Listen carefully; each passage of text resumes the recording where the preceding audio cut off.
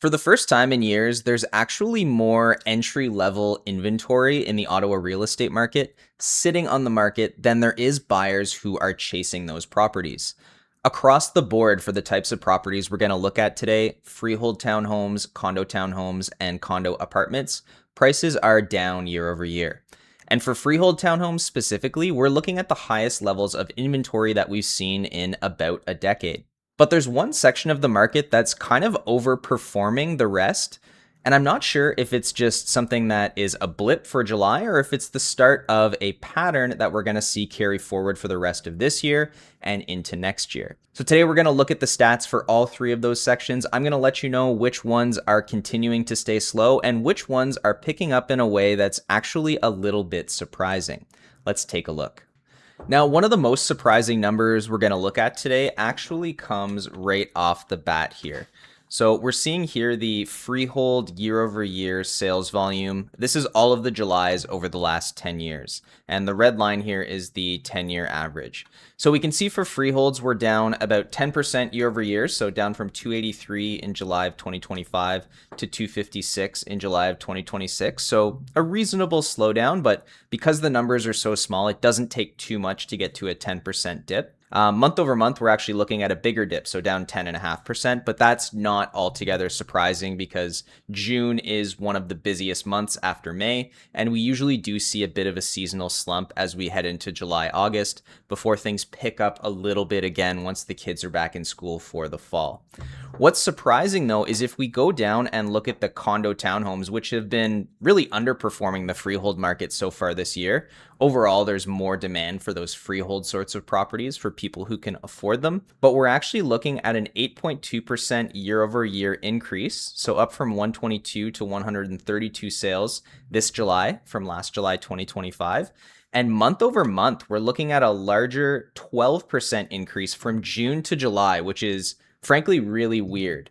Now, July, again, is a pretty small sample size month, so I'm wondering whether or not this isn't just a little bit of a blip, but to see an increase in sales from from June to July is very, very unusual. And when we get into looking at the prices, I'm going to hypothesize a little bit as to why I think this is happening. But just note that this is a really strange trend, really opposite of what I would expect to see in the condo townhouse market. Now, looking at the same data here for freehold sales, we can see the kind of seasonality. May was the busiest, then June, and dropped a little bit as we headed into July. It'll probably get even quieter as we head into August.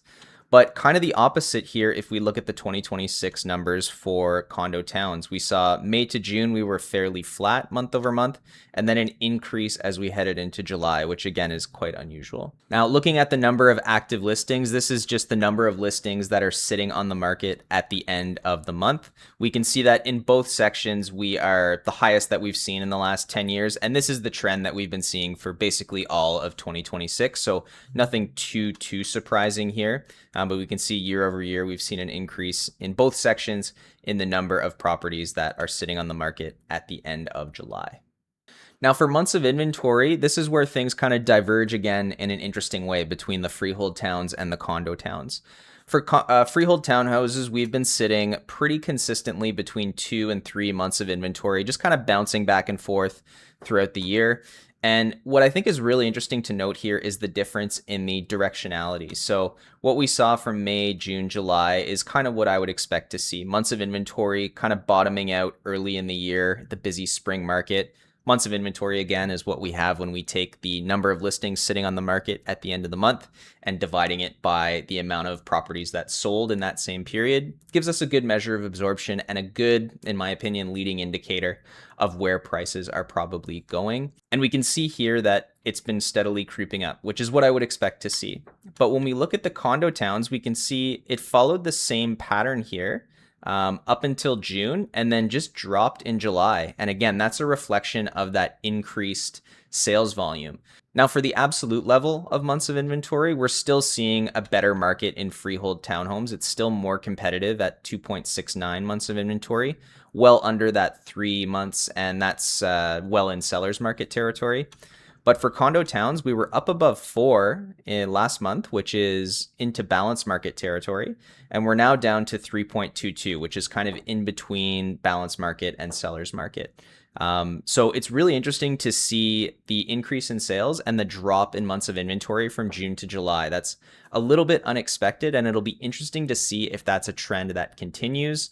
If it is, it could be a sign that the condo townhouse market is tightening up a little bit. It's always been a more affordable section of the market, so it is one that could get busy. Like I could see people, because they can't afford the freehold properties, trying to get into the condo town instead to avoid having to be in one of those apartment style units. But time will tell whether or not that's actually the direction things are going in.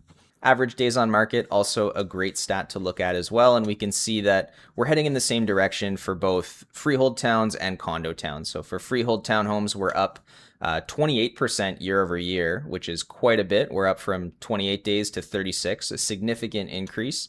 We're up 14% month over month, up from 32 to 36. For condo townhomes, kind of similar, slightly different numbers. Year over year, we're up from 34 days up to 42. So things are sitting on the market for a fair amount of time, those condo townhomes, but more of them are selling, at least this month.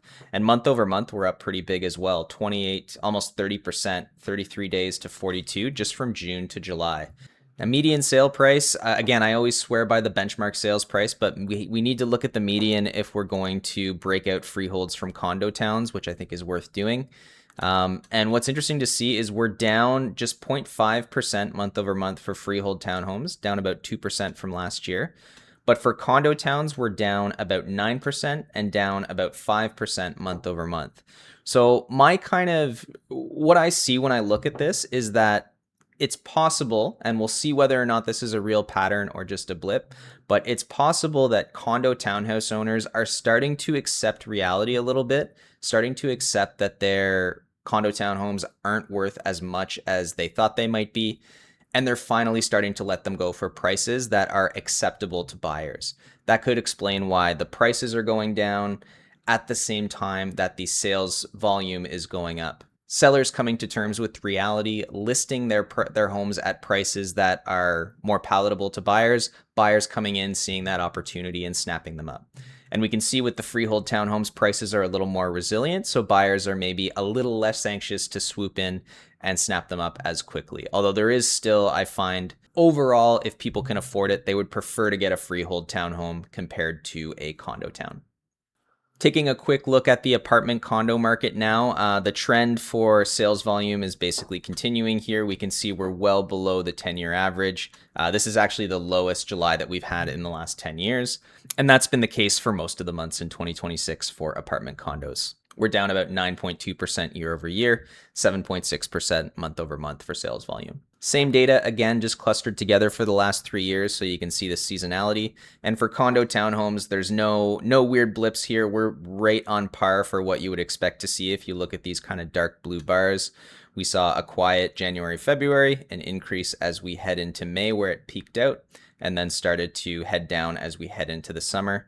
And I would expect that to continue for the next month or two before it maybe gets a little bit busier again as we head into the fall.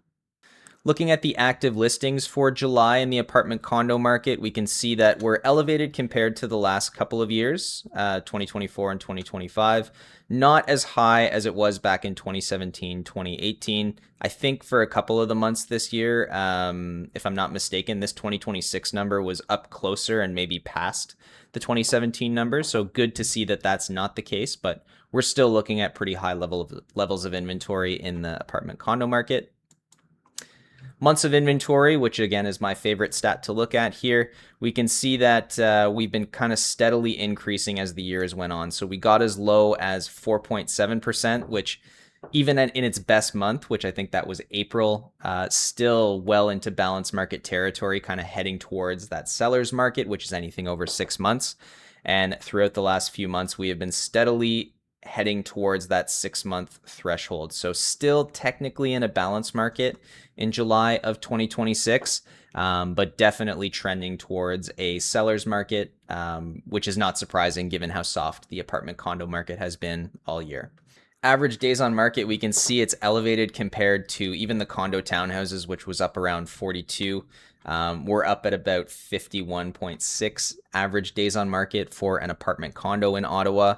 12.1% increase month over month, 12.8, almost 13% increase year over year. And for the benchmark price, we can see that we are down 5.2% year over year. So we're down from 407 benchmark price to 386 benchmark price. That's the more relevant number to look at here because we're comparing kind of apples to apples. We're comparing July 2025 to July 2026. Month over month, I guess a little bit of a silver lining, but basically broke even, up very slightly, 0.3%. 3.85 benchmark price from June up to 3.86 for July of 2026. So things are very slow in the apartment condo market from a sales volume perspective, still seeing that inventory build up. But we haven't seen prices, plummet at all this year. They've been just kind of consistently low according to the benchmark price.